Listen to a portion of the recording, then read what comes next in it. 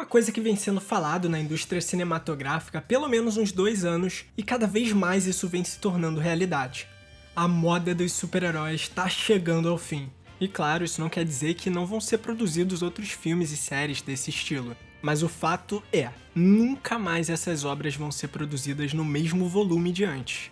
E isso está estampado nas críticas, nas bilheterias e até nas falas dos maiores nomes da indústria. E claro, não tem nada mais natural do que isso, porque as modas vêm, elas vão, e o meu trabalho nesse vídeo é te mostrar qual vai ser a próxima febre da cultura pop. Essa questão ela começou a passear pela minha cabeça uns 5 anos atrás, quando eu tava recém entrando na faculdade de cinema, e tava no ar essa paixão pelos filmes de heróis, esses que tinham substituído tão bem aquele hype pelos filmes pós-apocalípticos. Sinceramente, nunca que eu ia pensar que zumbis iam dar lugar ao Homem de Ferro, Thanos e tantos outros heróis. E depois disso eu fiquei pensando, como que eu consigo fazer para prever a próxima tendência? Porque pra mim parecia que não tinha lógica nenhuma em torno disso, era só simplesmente a sorte de qual estilo que ia entrar na graça dos públicos no momento de carência. Isso era o que eu pensava na época. Mas, como eu não podia aceitar a derrota e admitir que eu era incapaz de prever as tendências do mercado, eu passei os últimos 5 anos prestando atenção em todos os sinais, todas as evidências, que apontassem para qualquer hype se aproximando no horizonte. E eu fico feliz em dizer que sim, eu descobri qual que vai ser a próxima moda do cinema antes dela se consolidar e vocês vão ver que ela tá bem debaixo do nosso nariz. Mas, antes de eu revelar, comenta aí embaixo qual você acha que vai ser o próximo estilo a saturar o mercado. E se você chutou filmes de youtubers, aí a gente vai ter que concordar em discordar. Mas, se você chutou adaptações de jogos, aí, meu amigo, acho que você tá captando as mesmas evidências que eu. Só em 2024 a gente tem os lançamentos de Fallout, Borderlands, Sonic 3, Minecraft, Halo, Arcane, Tomb Raider, e você nem me desafia a listar as adaptações que ainda não tem data de lançamento, porque eu não tenho mais fôlego. Há uns 10 anos atrás, se você me dissesse que filmes de jogos fariam tanto sucesso, eu ia ter que te apresentar a famigerada e agora ultrapassada maldição dos filmes de jogos. Isso porque Mario, Mortal Kombat, Doom e vários outros fracassos consolidaram uma ideia de que era simplesmente impossível adaptar um videogame sem ferrar com tudo. Claro, existiam raras exceções, tipo terror em Silent Hill, que conseguiam provar para a indústria que o problema não era o público, e sim a incompetência dos roteiristas em conseguir passar a atmosfera dos jogos para as telonas. Porém, lentamente, a maldição foi quebrada. Primeiro, por um filme que eu não apostaria uma ficha no sucesso. É uma adaptação que ninguém pediu, mas muita gente gostou. Detetive Pikachu. Mesmo seguindo aquele modelo clichê de um carinha live action com seu amiguinho de CGI, o filme ele conseguiu impressionar com a criatividade da história, a qualidade do elenco e principalmente o cuidado na representação dos Pokémon. Esse, meus amigos, era o início de uma nova era. Angry Birds, Super Mario, Sonic e até board games como Dungeons & Dragons passaram a receber obras respeitosas com seu produto de origem. E eu tô apostando todas as minhas fichas no sucesso de retorno a Silent Hill. Ai, como é bom ficar hypado pra alguma coisa. Mas vocês já se perguntaram o porquê desse tanto de adaptação de uma vez só? Meus amigos, a real é que nem tudo são rosas em Hollywood.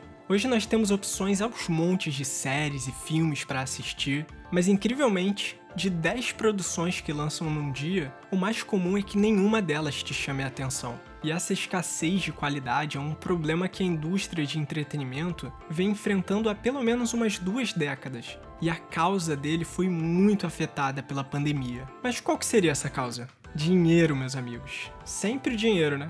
Hollywood tá bem longe da falência, claro, mas é inegável que produzir filmes, séries, jogos e arte no geral nunca foi tão caro quanto nos dias de hoje. Claro que tem uma democratização, mas para você ganhar o dinheiro que uma empresa precisa para se sustentar, hoje em dia tu precisa de um investimento inicial muito grande. E o ganho dos estúdios, baseado no quanto que eles cobram dos consumidores, esse daí não aumentou muito nos últimos tempos. E só pra deixar claro, eu não acho que o preço do ingresso de cinema ou de um videogame tá barato hoje em dia. Até os streaming estão ficando cada vez mais caros. Mas isso só tem acontecido porque o nível de qualidade que o público exige numa obra nunca foi tão alto quanto nos dias de hoje. E isso é natural, a tendência é que quanto mais obras excelentes forem lançadas, menos tolerância as pessoas vão ter com produções medíocres. Só que a gente chegou num ponto que a barra tá tão alta que os grandes estúdios agora estão de frente para um dilema. Eles podem aumentar o preço de todos os serviços, baratear as produções ao máximo ou apostar em obras financeiramente seguras. E é essa terceira opção que os estúdios tentam apostar nos últimos anos. Para entender esse ponto melhor, é só a gente olhar para o nosso próprio país. Você já se perguntou por que o Brasil produz tantos filmes de comédia e biografias, mas não investe em outros gêneros? Isso é por conta de uma regra implícita no mercado audiovisual, uma regra cruel e que a maioria dos profissionais só descobre no pior momento da carreira. Se você faz um filme e ele não dá lucro, ele vai ser o teu último filme. Claro que isso não é uma lei absoluta, principalmente se você for filho do dono, mas é assim que a maioria dos produtores e estúdios pensam. Então, com esse risco todo, por que você vai apostar numa obra de terror ou então num suspense investigativo, se você pode fazer mais uma comédia, aproveitando o fato de que esse mercado já tá tão saturado que dá pra saber cada mínimo detalhe do que o público gosta?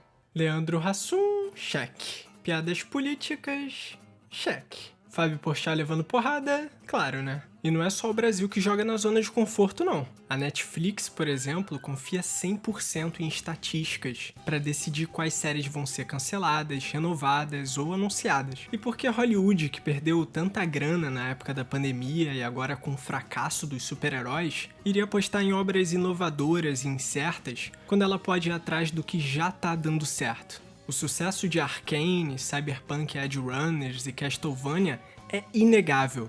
Até a HBO, a emissora mais prestigiada da indústria, entrou nessa onda com o fenomenal The Last of Us.